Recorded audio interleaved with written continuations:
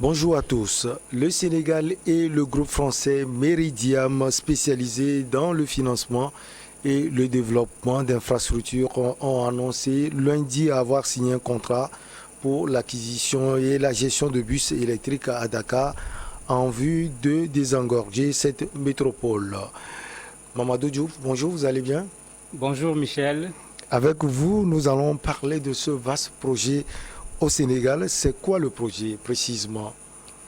En fait, le projet, il s'agit de mettre à disposition pour les citoyens dakarois en particulier, puisque pour le moment cette partie concerne Dakar, des bus électriques qui vont permettre de pouvoir éviter l'embouteillage.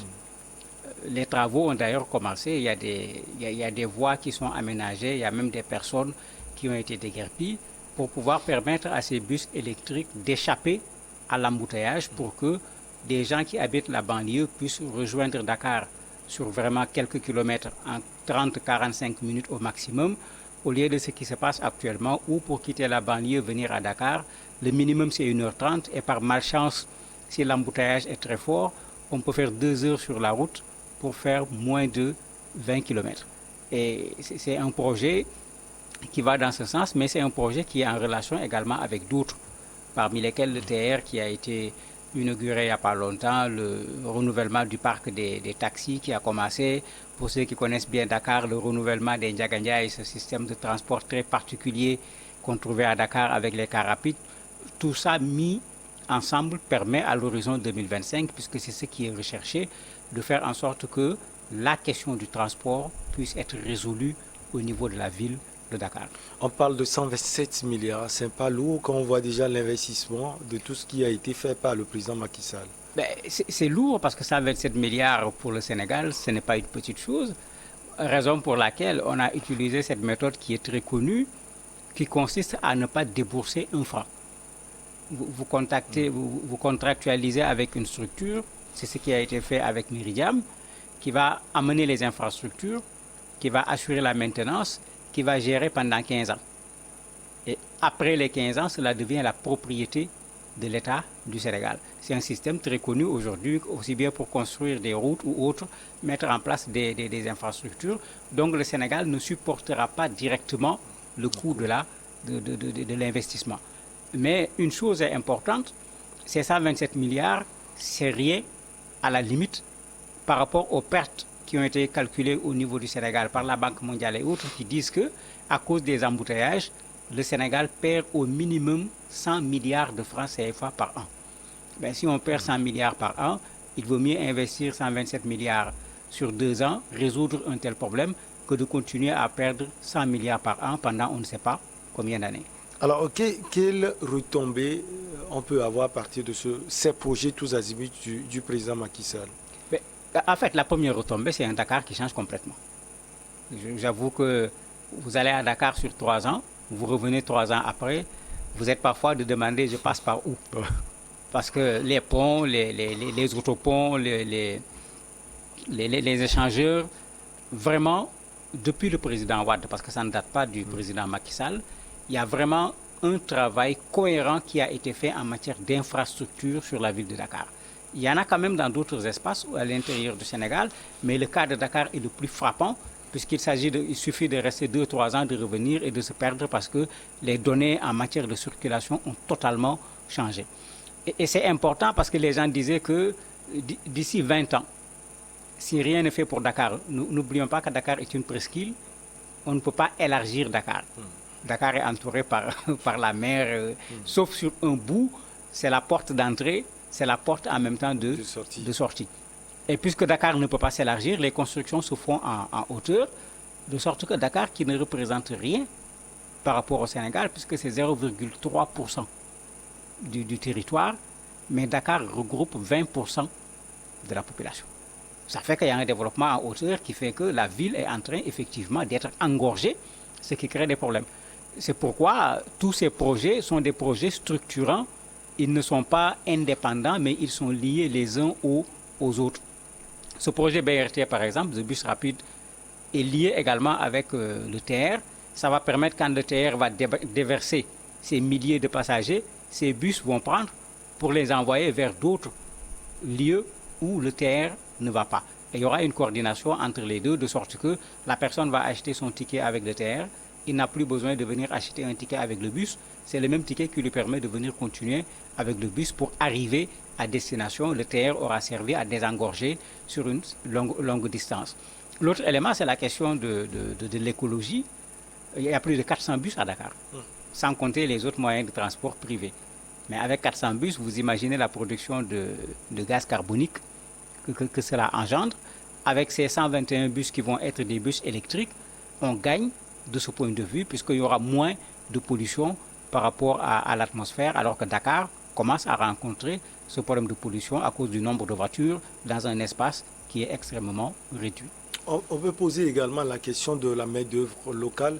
Est-ce que le Sénégal va pouvoir bénéficier de cette main-d'œuvre? Oui, le Sénégal va en bénéficier, puisqu'on parle de la création d'à peu près 1000 emplois. Quand on dit 120 bus, la première chose, il faut un chauffeur, il faut un receveur. Bon, ça fait déjà pratiquement 250 emplois. Il va falloir réparer ces bus. Il va falloir initier des Sénégalais. Il va falloir pouvoir les conduire. Il va falloir faire la maintenance du réseau électrique, puisque ce sont des bus électriques. Vous voyez qu'il va falloir former des gens.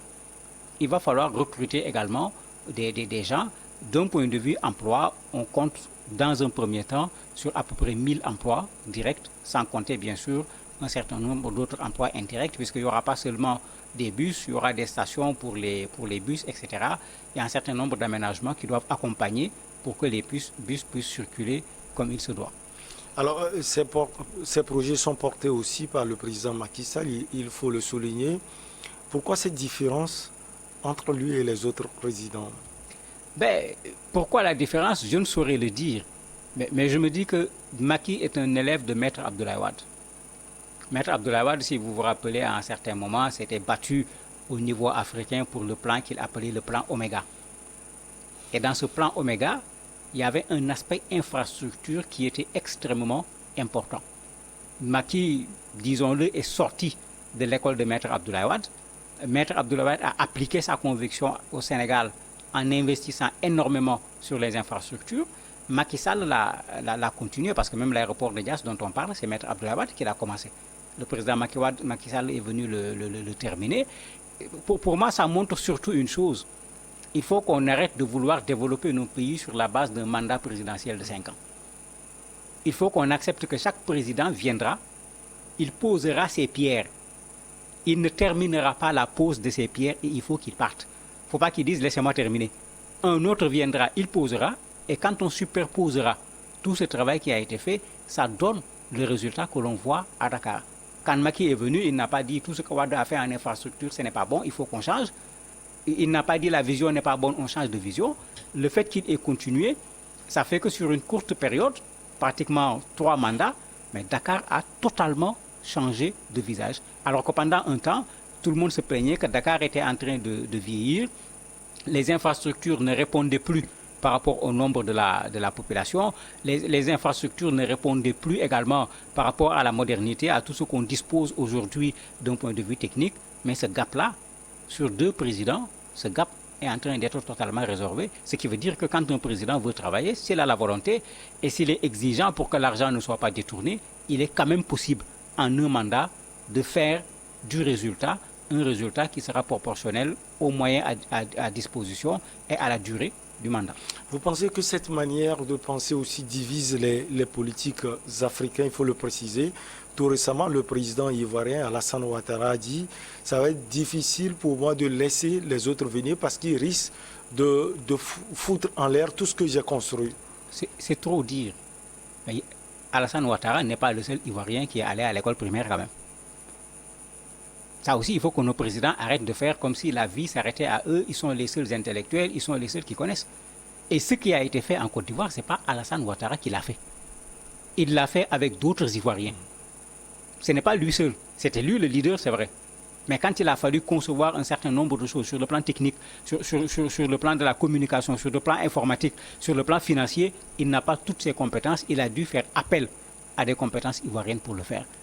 La Côte d'Ivoire ne manque pas de compétences. Et il faut qu'on arrête de nous faire croire que c'est le président de la République. Vous voyez ici, l'argent, c'est les Sénégalais qui vont payer.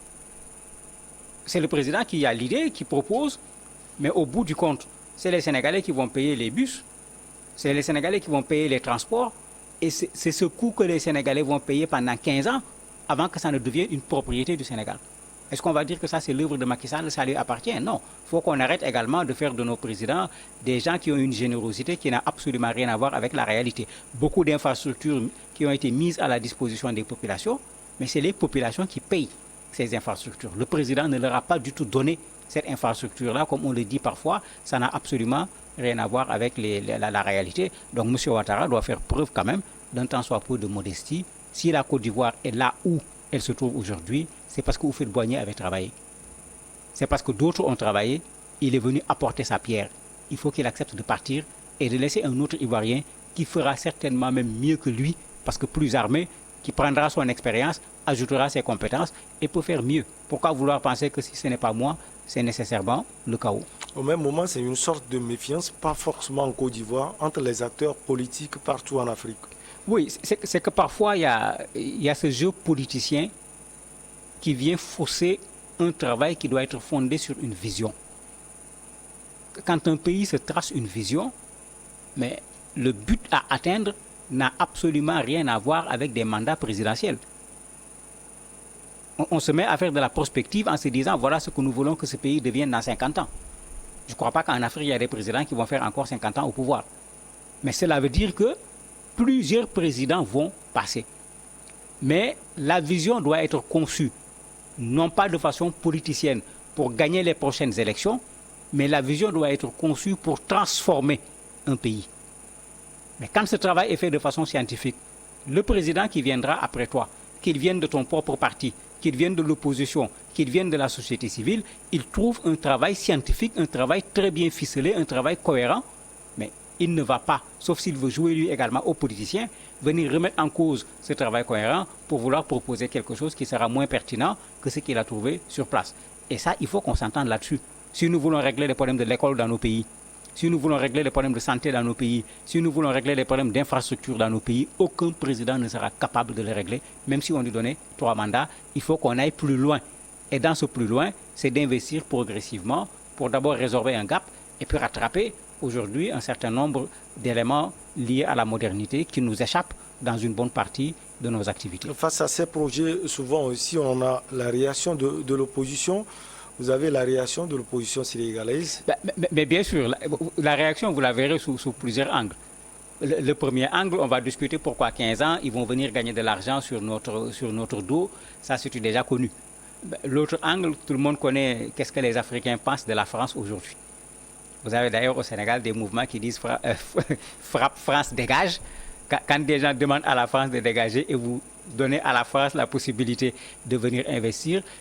Mais je crois qu'il faut sortir d'une opposition à la France ou pas.